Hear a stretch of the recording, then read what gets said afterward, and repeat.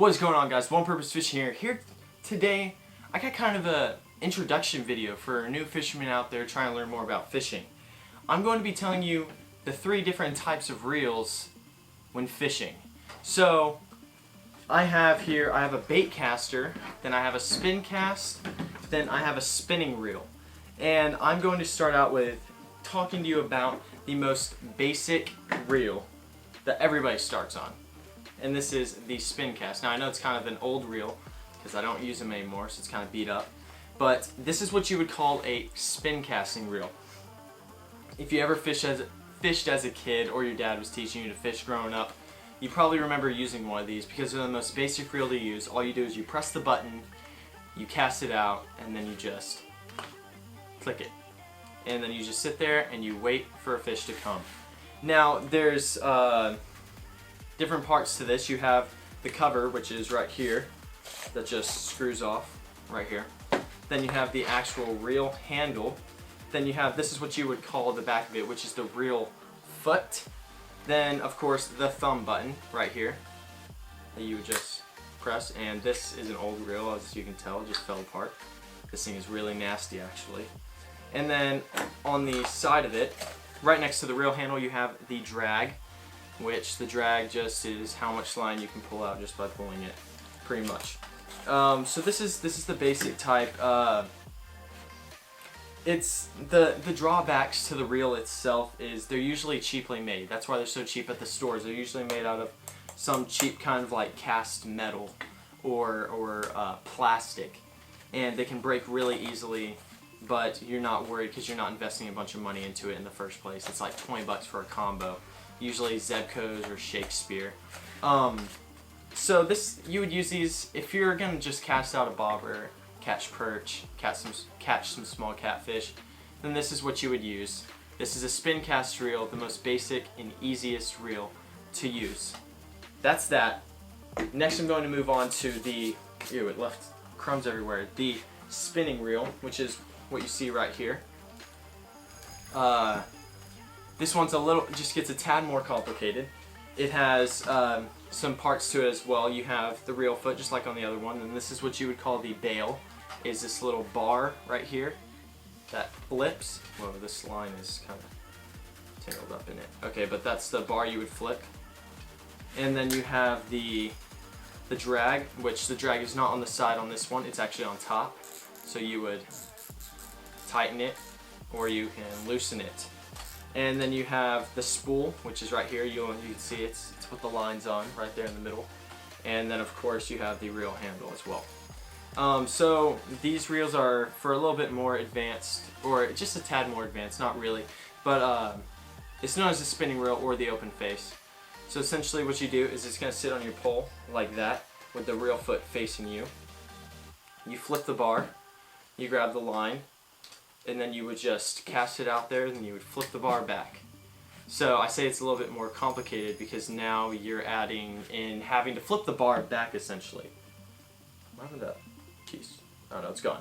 But essentially you would use this, you can use these for bass fishing, like if you want to get into bass fishing specifics, drop shot, light line stuff, but we're not into that because this is for beginners. So just like I said, you flip the bar, you hold the line, you just chunk it out there, and then you flip the bar back. You can, and that's pretty much it. You can use it for bobber fishing. I see people do it all the time, or you can bass fish with it. You can throw Senkos, you can throw crankbaits, stuff like that. It's really not that hard to use. It's a lot more reliable. You can buy some really high quality spinning reels. It's made out of a more solid metal material. You're not usually going to see them being made out of plastic. This is just a Fluger, I think, Try-on, and I mean it's not a super expensive reel. It's more on the cheap side, but it's still a really solid reel. Oh no, that came out. I don't want that to happen. But you can get them really well made. They're also really easy to use, just a little bit more for people on the advanced side. But people also use this mostly for like pan fishing. You can use them for ice fishing and other small fish species. But let's go ahead and move on from this. I just took it apart. That's funny. I'll put it back in a sec. That's the spinning reel. Now let's move on to the most advanced of them all, which you have the bait casting reel. The bait casting reel is what every pro uses, or people that take bass fishing really seriously, or just really want to catch some giants when bass fishing. You use a bait caster. Right here I have my Okuma Saros, and it's a lot harder to use. This is what is known as the conventional reel.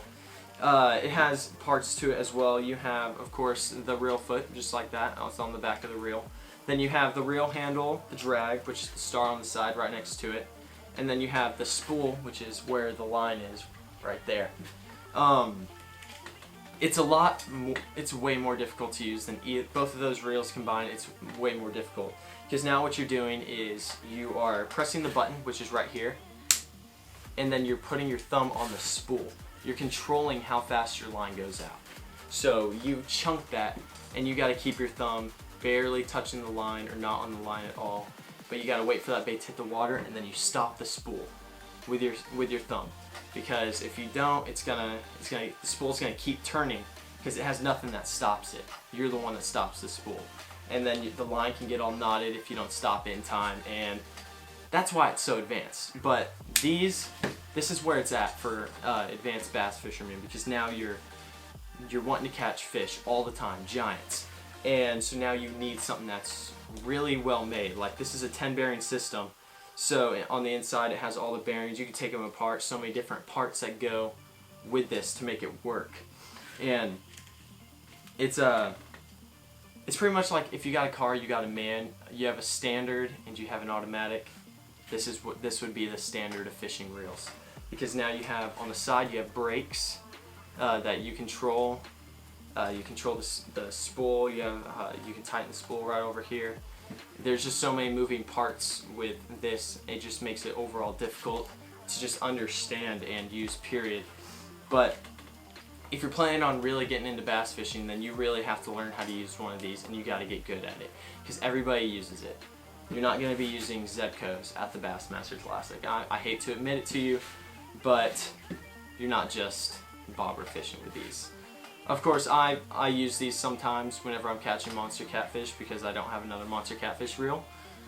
So I throw like 80-pound braid on this and I'll use it because the Okuma Saros, it's gonna last. But that's the 3 types of reels. You have the Spincast for the most basic of fishermen just starting out, cheaply made. It's affordable and it'll catch you small fish. Sometimes you'll land big fish with it, but a cheap option for just every once in a while. You have the spinning cast, also known as the open face. Getting a little bit more advanced, still do the same type of stuff you do with the spin cast over there. But you can also get into some different bass fishing techniques and stuff with this one. Then you have the bait casting reel, the most advanced of them all. Use this for competition. I don't like saying competition because it's not just for competition, but it's definitely whenever you start taking it seriously, doing it all the time, then you invest money into this stuff. Like, I have $300 rod and reels put together. I have just, yeah, you'll once you get into it, you'll realize how much money you actually start spending. But that's all I got for today's video, guys. I really hope this helped you out. I hope you get like a view of the different types of reels if you're beginning to start fishing, or you're wanting to advance in your fishing career. I really hope this helped you out. I hope you get a better view of it. But that's all I got for today's video, guys. I'm One Purpose Fishing. Remember, keep your mind right and your line tight, and thank you for watching.